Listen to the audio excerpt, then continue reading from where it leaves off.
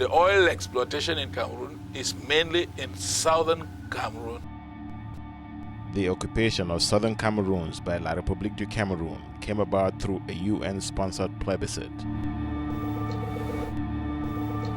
Article 76 of the UN Charter limits the trusteeship system to only two alternatives for a state. You either develop the state to self-government or to independence. This is our story.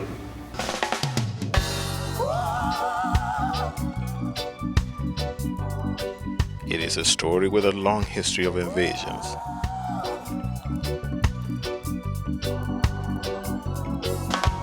I've given you all my love. I've given you all my sweat. I've given you all my energy now. Say I've given you all my dreams, Lord. Hoping that one day you're gonna try to love me back. The territory we're talking about, which is generally referred to as the Southern Cameroons, is one part of a country which at one time was administered as a German colony.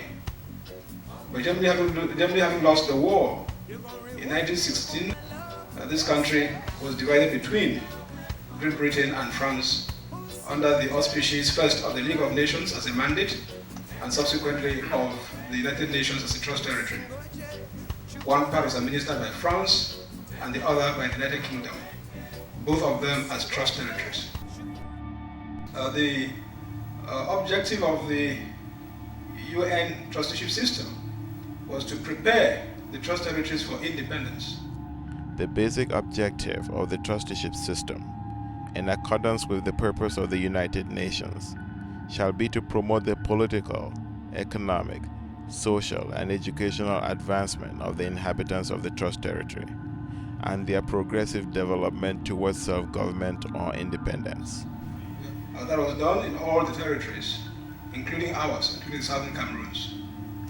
But rather curiously, when the time came for us to accede to independence, the same United Nations, after receiving certification from the United Kingdom that we were ripe for independence, decided, rather curiously, that we would accede to independence, but only on condition that we choose either to join the neighboring Federal Republic of Nigeria, which had obtained independence a few months previously, or our neighbor on the other side, namely the former French Cameroons, which had also acceded to independence a few months before.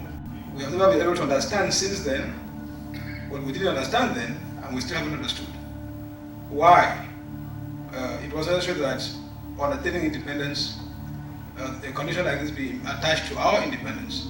What happened was that the British did not want our little southern Cameroon to become a communist-controlled country.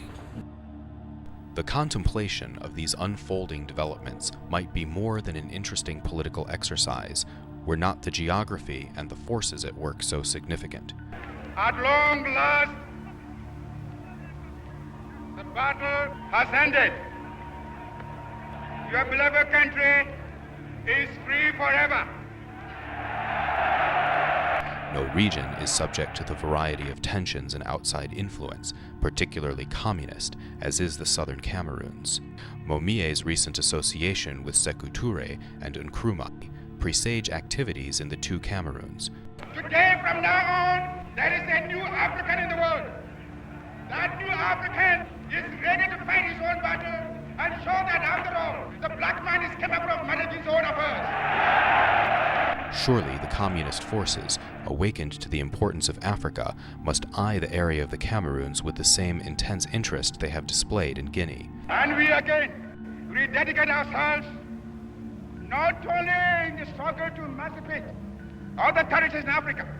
Our independence is meaningless unless it links up with the total liberation of the African continent. No such opportunities exist in Nigeria now. They do in the Cameroons. It was now time to disregard the law and disregard the interest of the people of southern Cameroons to protect foreign interests. So they now have to create a scenario where we will vote to join Nigeria. That scenario came by introducing the fact that if we do not join Nigeria, we will have to be made to join the Republic of Cameroon So if it became independent. so it's like a stick and a carrot. Yeah, so that was the situation.